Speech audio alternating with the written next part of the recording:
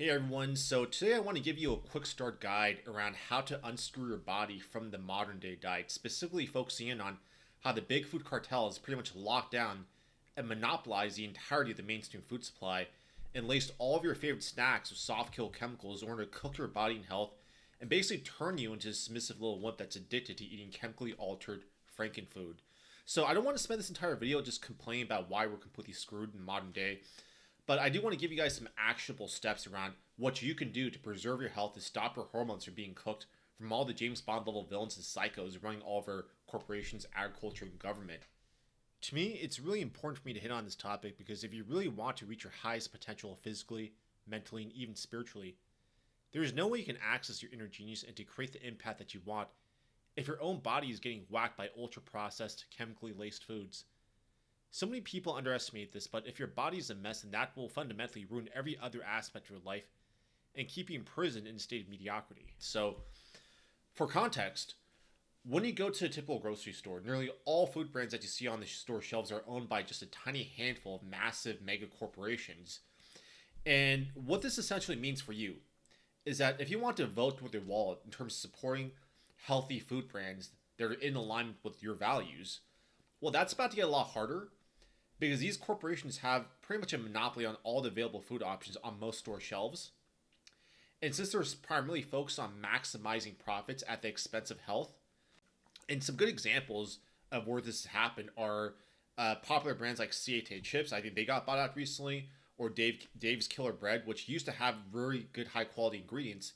But then once they got bought out, they replaced all their good ingredients with again bad stuff. So I probably don't need to explain too much about that, but there's so many countless examples of good organic healthy brands is being sold out and desecrated.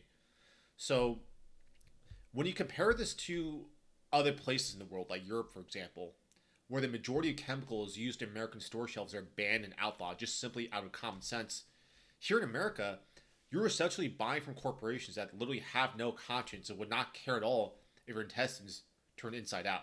So, what makes me qualified to talk about this? So, in my personal case, I've had all kinds of crazy, ridiculous health ailments and conditions as I was growing up since I was a kid, all the way through my adults into my 20s. And as a kid, I was pretty fat. I was definitely obese. I was eating way too many DiGiorno's pizzas, massive bags of chips, jumbo-sized pastries from Costco. You pretty much name it. I was eating all the bad stuff that comes with the standard American diet. And as you can probably guess, this was actually tearing my gut inside out and giving me all kinds of issues. My skin, my weight. I was getting chronic fatigue, brain fog. You pretty much name it. I had issues pretty much everywhere. So this continued well into my late 20s. And I remember when I was about 27, I was working a sales job. And I believe I went to a major wake up call where the combination of all the stress, the terrible food, terrible sleep, and all of that put me in a situation where I was going through a pretty crazy panic attack where I felt like I couldn't breathe for an extended period. And I remember having this episode and realizing, oh shit, I really got to get my stuff figured out, right? But today at this point, I'm actually in the best shape of my life. All the crazy health afflictions I mentioned earlier, such as like sleep apnea, brain fog, frequent illness, all that stuff, all gone away. My energy burns clean like never before with better focus. So I think I have a lot of cool stuff to share with you guys. But next thing I want to talk about is, if it's not obvious already, why should you care about what these corporations are doing to our food? If you actually start reading, studying what's on the back of most food labels, you will be shocked to see that the majority of these chemicals, like I said, are pretty much illegal and banned in most other European countries. And some examples I can go into is if you look into a research report written by this guy named Eric Millstone, he found that 99% of grocery store foods and fast foods they tested contained phthalates. In addition, 79% of the food samples also contain bisphenol, which is an industrial chemical that's used in plastic manufacturing. So the really nasty thing about these substances is that phthalates and bisphenol are known endocrine disruptors that completely screw up your hormone balance, essentially. So if you're a man, it's going to screw up your testosterone, make you effeminate. If you're a woman, it's also going to screw up your estrogen levels. So these are really nasty stuff that you don't want in your food. Next, we also have other substances like potassium bromate, which is a very popular preservative. It's a known carcinogen, banned for human consumption in Europe as well as China and so on. but for some reason it's legal in the United States and is often used in bread making in order to strengthen dough. We also have other substances like BHT, BHA, which are preservatives often found in most cereals, chips, and snacks across the United States. They're also a known cancer causing agent as well as a hormone disruptor. And of course, citric acid, which is commonly used in most beverages and soda pops, they're produced from GMO derived black mold. And so, again, it's pretty nasty stuff. And you also have other substances like maltodextrin, which is a really bad type form of sugar that spikes your insulin, screws up your microbiome, or I'm probably going to butcher this name, but carbonamide, which is a dough conditioner that's also used in yoga mats. So again, this stuff is absolutely disgusting. The whole point is that if you're eating ultra processed foods that are popular at most grocery stores, your health is already wrecked. You're already playing a losing game. So what's the solution to this? Well, the first simple solution is just to avoid those foods altogether. And I know that's kind of tough because if you go into like a typical American grocery store, 90% of the foods that they sell there are pretty much inedible by reasonable human standards. And so the next alternative I would recommend is to just eat whole foods with single ingredients. That's probably the best thing you could do, like high quality meats, some fruits, maybe some vegetables as well too. And ideally, you want to do whatever you can to prepare and cook your food at home, and do whatever you can to avoid buying pre-made foods either at the grocery store or over at fast foods. And that's going to make a huge difference. If you do just that alone, that's probably going to put you ahead of like 90% of the freaking population that's completely unconscious of what they're even eating. So next, I want to talk about plant-based foods and how most fruits and vegetables you consider healthy are actually herbicide cocktails that have effectively been destroyed by modern-day farming practices. And at this point, they may as well just be soft-kill weapons aimed at the population, right? And what I mean by this is if we look at the most popular herbicide product, glyphosate, this stuff is sprayed across pretty much all of our crops throughout America as well as in most other parts of the world. And I believe glyphosate was patented back in 1974. And one thing you want to keep in mind for reference that prior to 1974, gut disorders and autoimmune conditions were almost unheard of here in America. Then after 1974, especially in the 90s, all of a sudden everybody's gluten intolerant, nobody can eat bread, everyone's having autoimmune diseases, gut digestive issues. All these issues sprung up out of nowhere, right? And no one seems to understand why. But again, a lot of people are saying I'm gluten intolerant, but I think that's bullshit. That's just my personal opinion. I think gluten intolerance is not a real thing. But I think the reason why people can't seem to eat bread nowadays is because of all the glyphosate and herbicides being sprayed on all of our crops. So look it up. That's pretty much a fact at this point. But glyphosate is known to destroy beneficial gut bacteria. It disrupts metabolism, destroys your gut microbiome, destroys your immune system.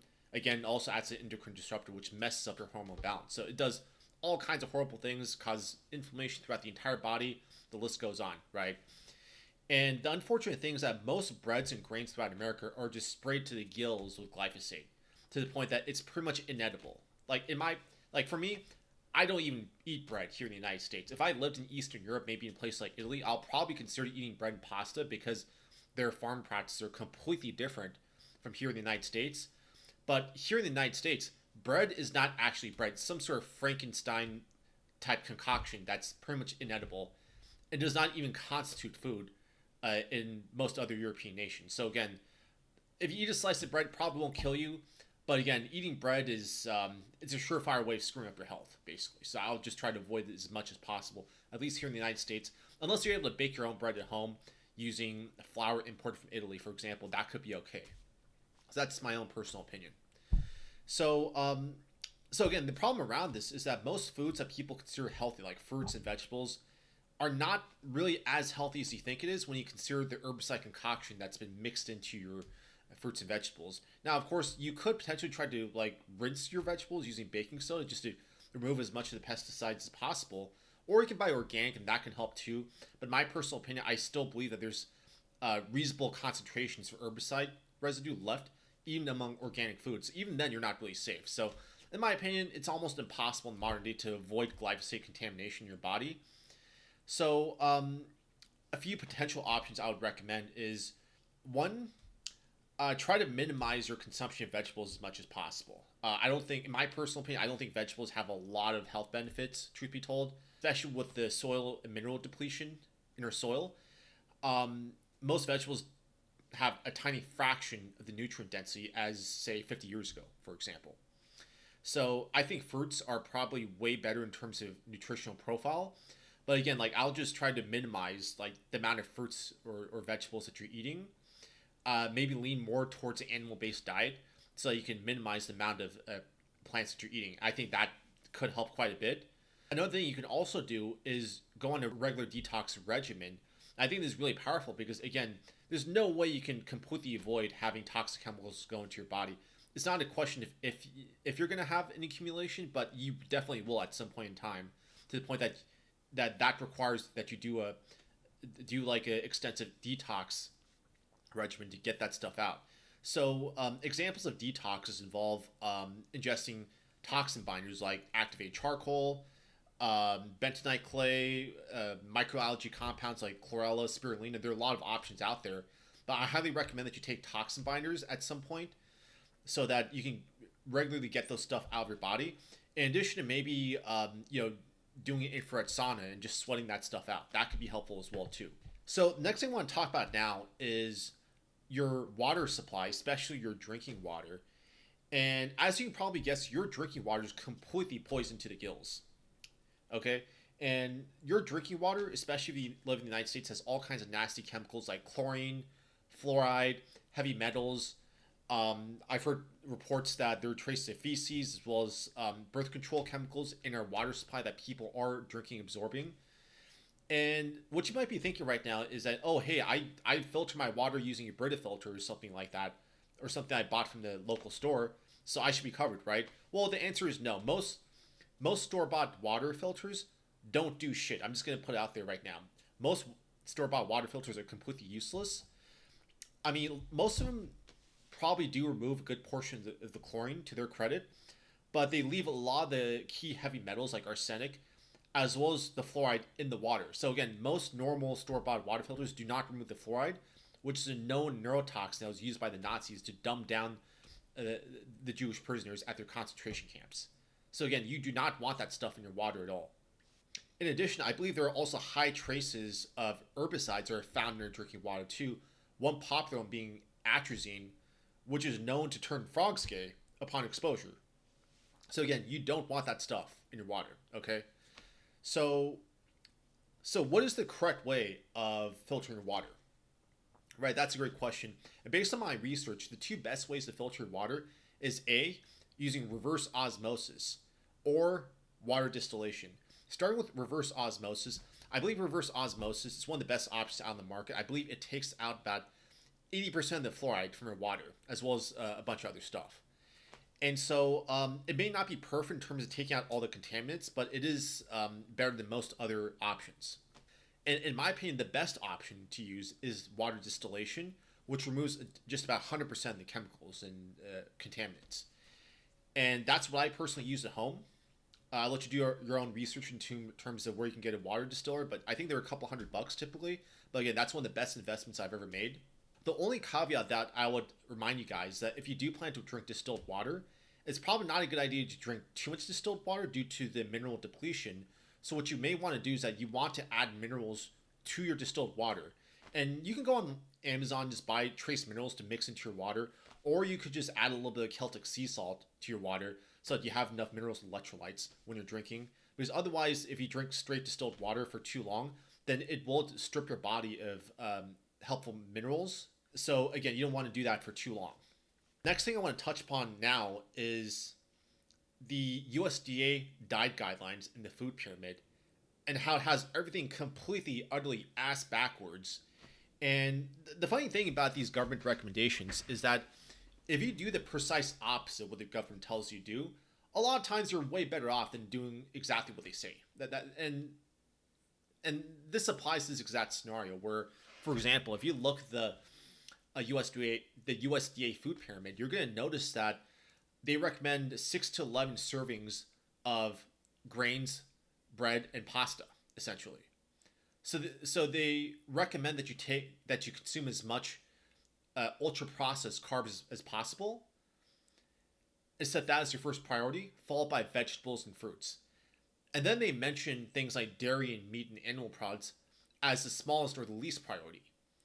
And again, like I said, the USDA food pyramid has everything ass backwards. So if you were to just reverse that guideline and concentrate your diet on emphasizing animal-based products like high-quality meats, proteins, dairy, followed by maybe fruits, then that's probably going to improve your health way more than any other diet system out there, honestly.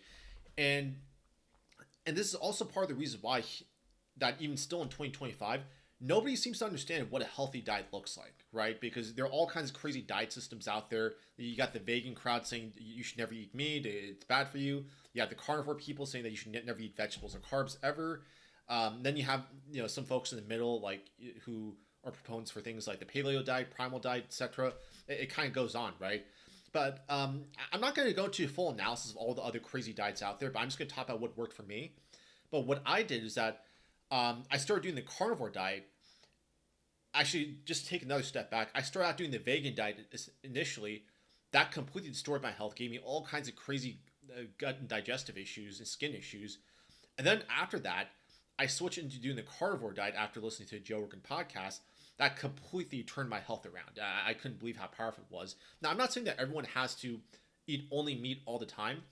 I personally don't do carnivore anymore because I do believe that you do need to eat some good healthy carbs, like fruits, for example. You may even be able to eat certain vegetables that are least toxic, that have the least amount of anti-nutrients.